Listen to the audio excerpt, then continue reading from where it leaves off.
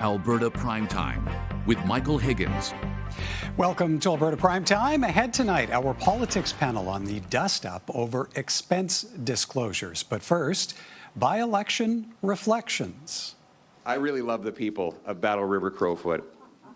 They're the kind of what you see is what you get. Give you the shirt off their back. Tell it like it is. Common sense people. Pierre Poilievre returning to Parliament, this time as an Alberta MP after having won the Battle River Crowfoot by-election with just over 80% of the votes. And joining us now, the independent candidate who finished second to the Conservative Party leader, Bonnie Critchley. Great to see you. How's it going today? Going very well. Going very well. Glad to have you with us. Now, in challenging the gentleman we just saw there in the clip, Mr. Pierre Poilievre, you were, by and large part, the candidate to watch. You generated your own headlines, and that translated into you capturing almost 10% of the vote. How does that outcome mesh with the motivation that drew you to run in the first place?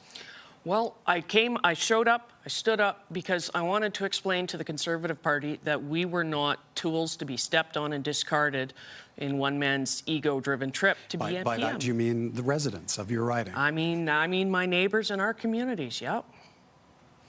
Now, and so with 10%, I think we sent that message that no, it's not a free trip, you got to work for it. So finishing second? That's okay by you? That's okay by me. I'm not going to lie, I'm a little disappointed. I did expect a higher percentage of the vote. My polling showed me running a little bit higher, but then the disinformation campaign came in, and then there was shenanigans during Election Day, so I'm not 100% surprised on how everything turned out. What does it say to you that as an independent, you came in second? You finished ahead of candidates with party affiliation. That tells me that my neighbors and our communities, my message resonated with them because it is our home. It is our riding. I still live there.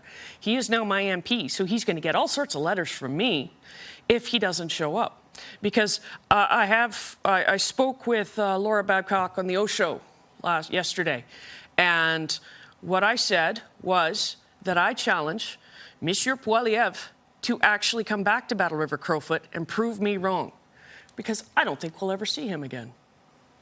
You mentioned a moment ago, Election Day shenanigans. Yes. Yes, I am going to leave whether it was legal or illegal up to the Commissioner for Canadian Elections and the RCMP, but there were mocked up Elections Canada signs that had the appropriate disclaimer in font about that big on a 3-by-6 foot sign in a slightly different shade of yellow than there was. And then there was issues where DROs, deputy returning officers, were handing out the large print books only with all the parties up front and all the independents in the back. Plus, there were some other issues reported by my scrutineers that have been reported to the Commissioner, yes. Yeah, and ahead of Election Day, you expressed frustration with the longest ballot group flooding the by-election with candidates. What do you feel their impact was on the outcome?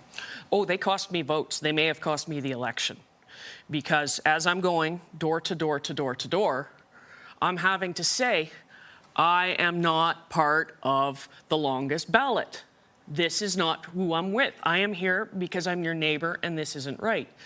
And I had a few doors slammed in my face before I could get that out. And then, of course, the rest of the parties, especially with the books, the way things were done, with the change in the ballots and everything, I was the only one who really had a problem, because I had the exact same party marking, independent, underneath my name as everybody else. Do you take your concerns further? Or is it over and done with where the longest ballot committee is concerned? I'm going to look into options, because I really do think that it is legal election interference. And if nothing else, I want the regulations changed so that you have one official agent for one candidate, not one official agent for 204 candidates. All right, let's put the focus back on the gentleman who will now be your MP as a resident of the riding. At any point during the by-election or afterwards, did you have the opportunity for a one-on-one conversation with Pierre Poilievre? He avoided me. Anytime we were at an event together, I've got people saying, he's all over the place, he's over there. And if I went looking, he's gone. He avoided me.